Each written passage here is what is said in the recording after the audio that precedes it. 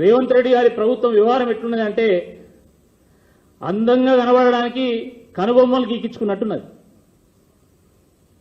ఆ రకంగా వాళ్ళు వ్యవహారం చేస్తున్నారు. అతిథి దేవో భవ, ఇది మన సంస్కృతి. ప్రపంచ నలుమూలల నుండి, దేశ విదేశాల నుండి వచ్చినటువంటి అతిథులకు ఆతిథ్యం ఇద్దాం, గౌరవిద్దాం, వాళ్ళని స్వాగతిద్దాం.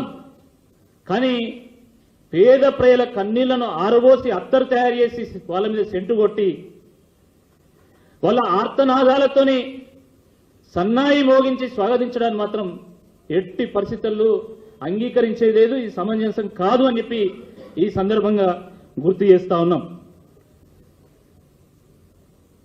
ఎవరు మెప్పు కోసమో ప్రజల్ని ఏడిపించడం ఇది ప్రజాపాలన అవుతుందా?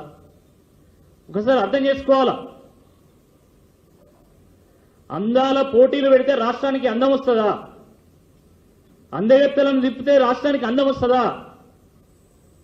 అందమైనటువంటి పరిపాలన చేసి ప్రజలు ఆనందంగా ఉండేట్టు చేస్తేనే రాష్ట్రానికి, ప్రభుత్వానికి నిజంగా అందం వస్తుంది తప్ప ఈ రకమైనటువంటి కూల్చివేతలతోని, ప్రజల కన్నీళ్లతోని ఎప్పుడు కూడా రాష్ట్రానికి కానీ ఈ ప్రభుత్వానికి కానీ అందం రాదు అన్నటువంటి వాస్తవాన్ని గ్రహించాల్సిందే ఈ సందర్భంగా గుర్తు చేస్తా ఉన్నాం.